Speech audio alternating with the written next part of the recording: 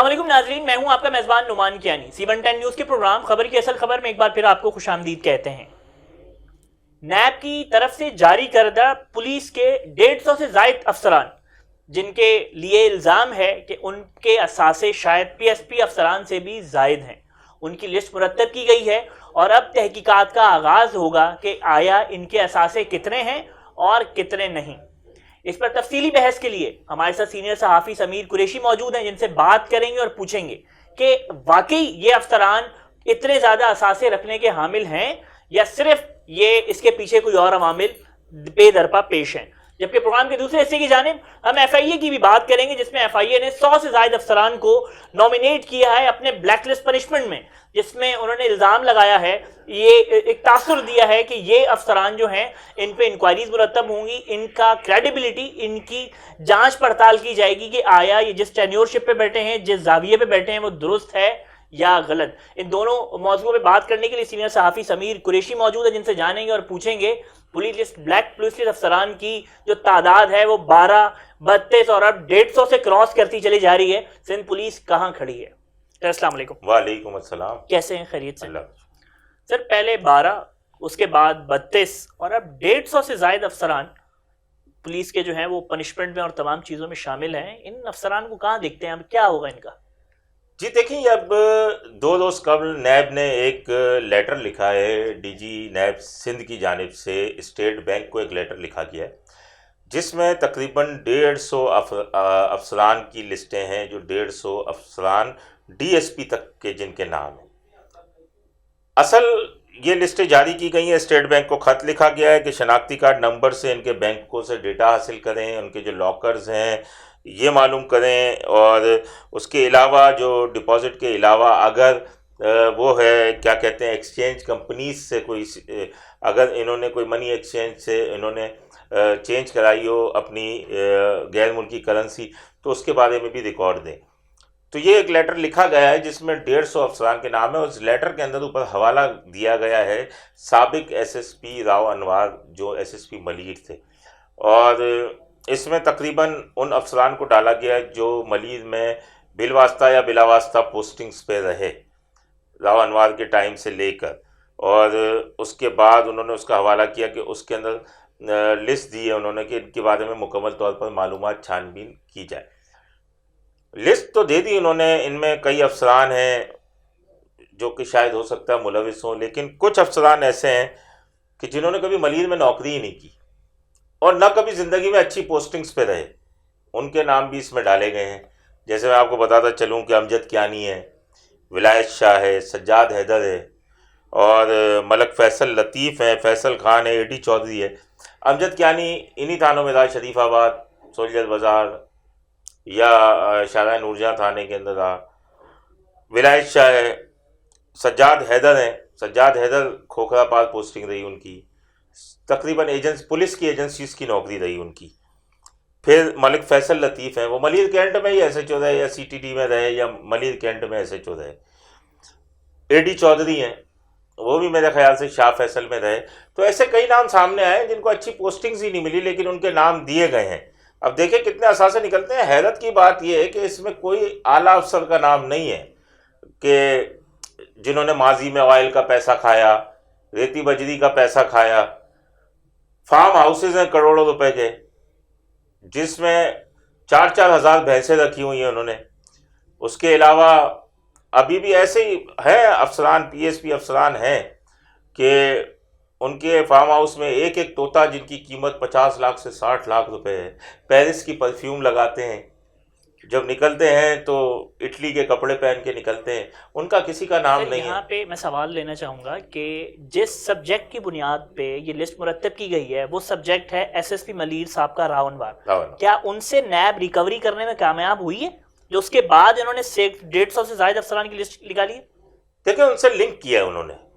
अब तक तो शायद उनको बुला के कोई इंक्वायरी भी ना की होगी, लेकिन उनसे लिंक किया है कि ये SHOs फला है। जैसे शायद कोई चाय की प्याली उधर पी ली उन्होंने, तो जी तुम भी आ जाओ।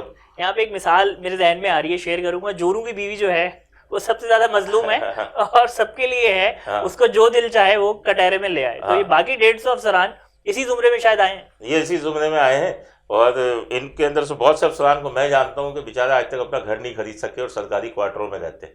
तो अब देखते हैं क्या होता है। अभी तो मांगी है, लिस्टें मांगी हैं, अभी किसी को नोटिस जारी नहीं किए उन्होंने, फहरिस्त मांगी है।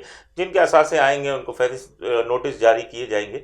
लेकिन इसमें सिर्फ ये है कि किसी आला अफसर का कोई नाम नहीं है, सिर्फ डीएसपी लेवल तक के नाम दिए गए। सर कहीं रोटेशन पॉलिसी जो पीएसपी अफसरान को चकरा के जिस पॉलिसी ने रखा हुआ है, कहीं उससे नजर हटाने के लिए नैब का ये लेटर तो नहीं है, या वो रोटेशन पॉलिसी अपनी जगह कायम है? देखिए, रोटेशन पॉलिसी का तो एक सिविल सोसाइटी ने अदालत के अंदर वो गई थी और उस पर पीर के रोज़ स्टे दे दिया है हाई कोर्ट ने कि वहाँ ये एक वकील थे अरशद खान, वो पेश हुए थे उनकी तरफ से और सिविल सोसाइटी की तरफ से, और उनका ये कहना था कि वज़ीर आला की जानिब से लेटर भी लिखा गया है कि इन अफसरान को भेजा जा रहा है और ये नाइंसाफ़ी और ज़्यादती है, क्योंकि जो नंबरिंग है, नंबरिंग के हिसाब से नहीं भेजा जा रहा और नंबरिंग से हट के भेजा जा रहा है, यानी कि इनके साथ जो है वो नाइंसाफ़ी की जा रही है। वरना भेजना है तो नंबरिंग के साथ भेजें। तो उस पर और सीएम सिंध ने भी लेटर लिखा है, चीफ सेक्रेटरी को कहा था जिन्होंने लेटर लिखा कि हमारे पास कोटे से कम सहाफ़ी कह रहा हूँ मैं आपसे, कोटे से कम पुलिस अफसरान हैं, तो ये इनको रहने दिया जाए। खैर, रोटेशन पॉलिसी तो होगी, जाना तो इनको भी पड़ेगा क्योंकि विफाक के मुलाजिम है, लेकिन जाएँ तो नंबरिंग से जाएँ। फिलहाल हाई कोर्ट ने स्टे दे दिया है और जब तक स्टे नहीं होता देखते क्या होता है। सर उन 12 का क्या होगा जो पहले 12 थे, फिर 32 हुए, अब 150 से ज़ायद हो गए? इतने समंदर में कहीं गुम ना हो जाए आईजी सिंध की नज़रों से। देखें, ये पीएसपी अफसरान की वजह से सिविल सोसाइटी कोर्ट गई है, अब बड़ा हौसला आया है। 12 को भी हौसला आ गया और 32 को भी हौसला आया है। अब आइंदा, मैंने आपसे कहा था कि ये कोर्ट में जाएंगी, पीएसपी लॉबी कोर्ट में जाएगी, कोर्ट में गई, स्टे लिया। अब ये 12 भी जाएंगे, 32 भी कोर्ट में जाएंगे, ये इतलात है मेरी। और आप ये देखिएगा कि ये भी जल्दी कोर्ट में जाएंगे क्योंकि इतने अरसे तक पोस्टिंग के बगैर, और ये वो अफसरान थे 32 की जो आप बात कर रहे हैं, जो माजी के अंदर बहुत ही चहीते और उसूल परस्त थे ऊपर के लिए, और अचानक 2 महीने और 3 महीने में क्या हो गया कि इनको 32 को उन्होंने कहा कि आइंदा कभी ज़िंदगी में पोस्टिंग ही नहीं दी जाएगी। अच्छा सर, अब बात का रुख एफआईए की तरफ लेके जाएंगे। एफआईए ने उन अफसरान की लिस्ट शामिल की है जिस पे हम अपने साबका शोज़ में उन अफसरान का, इमिग्रेशन के अफसरान का जिक्र कर चुके हैं कि वो तो काउंटर को छोड़ना चाहते हैं मगर शायद काउंटर उनको नहीं छोड़ता।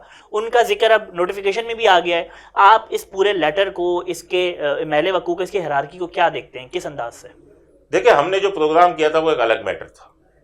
उसमें हमने एफआईए की उन खवातीन अफसरान का बताया था कि डीजी एफआईए का कहना था कि 18 महीने से ज़ायद कहीं भी इमिग्रेशन पे पोस्टिंग न रहे, लेकिन आज उनको 15-15 साल, 13-13 साल हो गए, वो आज भी अपनी पोस्टिंगों पे बरकरार है और उनको कोई कुछ नहीं हिला सका, न ही डीजी हिला सके उन्हें, न ही कोई एडिशनल डीजी उन्हें हिला सके।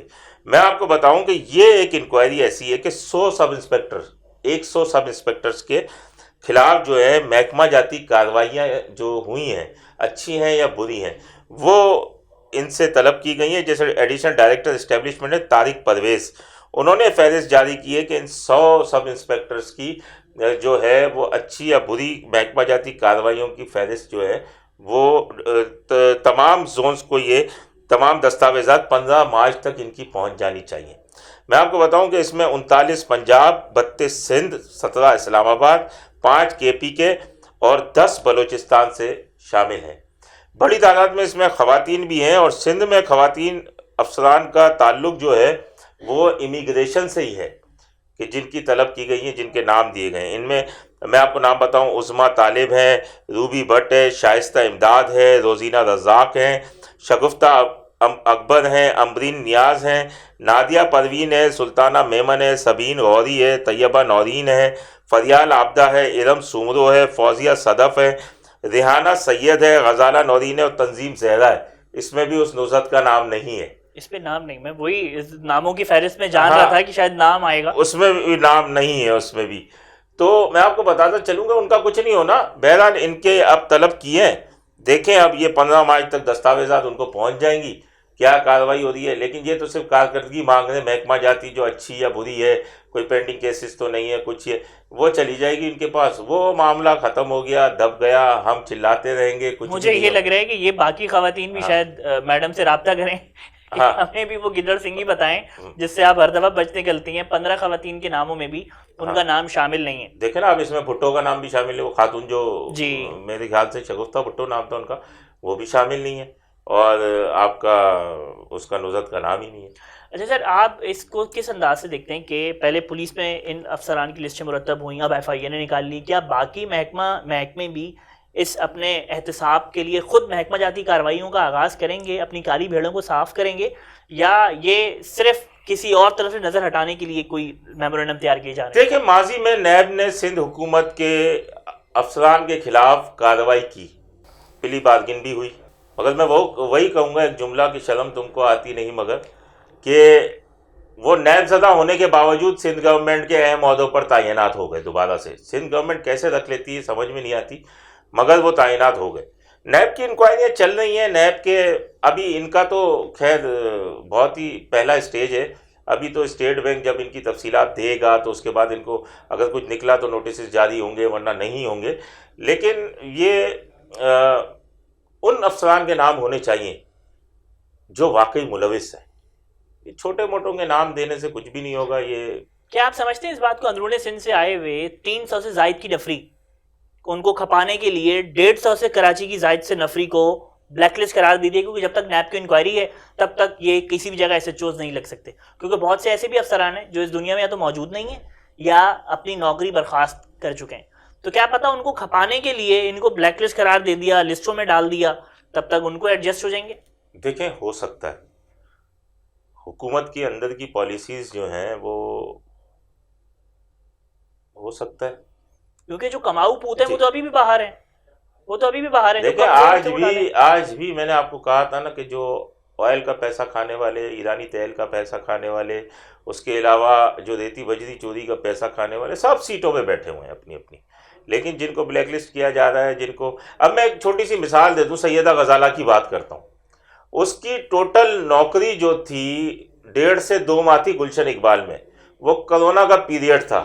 उस कोरोना के पीरियड में वो गैम्बलिंग बैन भी हो गई, उसने गलियां भी बंद कराई जी। उसका आधा थाना कोरोना में था, और कोरोना के बावजूद वो लॉकडाउन था, वो गलियां बंद कराती रही। और इतना कौन सा उसने इतना बड़ा वो गैम्बलिंग कर ली उसने, या इतना बड़ा भत्ता ले लिया, या क्या ले लिया कि उसे ब्लैकलिस्ट कर दिया। मिसाल दे रहा हूँ, इस टेन्योर में वो रोडों पे ही रही हैं, वो रोडों पे नहीं, कोरोना के पेशेंट। इस दौरान कौन सा ऐसा पता नहीं है किसकी रिपोर्ट थी, स्पेशल ब्रांच की रिपोर्ट, IR पे इनको हटाया है या किसकी रिपोर्ट पे हटाया है। कासिम की मैं बात कर रहा हूँ, कासिम रशीद, उसका पीरियड कितना था शाहराह नूरजहां का। अगर इतना ही वो करप्ट था तो उसको सोल्जर्स के अंदर हटा देते आप, वो शाहराह नूरजहां से 10-12 दिन में हटा दिया। ऐसा कौन सी रिपोर्टें आ गई, समझ में नहीं आया। लेकिन अब देखते हैं क्या होता है इसके ऊपर। बहुत शुक्रिया आपका, आपने वक्त दिया। प्रोग्राम का वक्त खत्म होने की जानिब है। अपने एक नए मौजू के साथ फिर आपकी खिदमत में हाजिर होंगे, तब तक के लिए मुझे अपनी टीम के हमरा इजाज़त दें। अल्लाह निगहबान।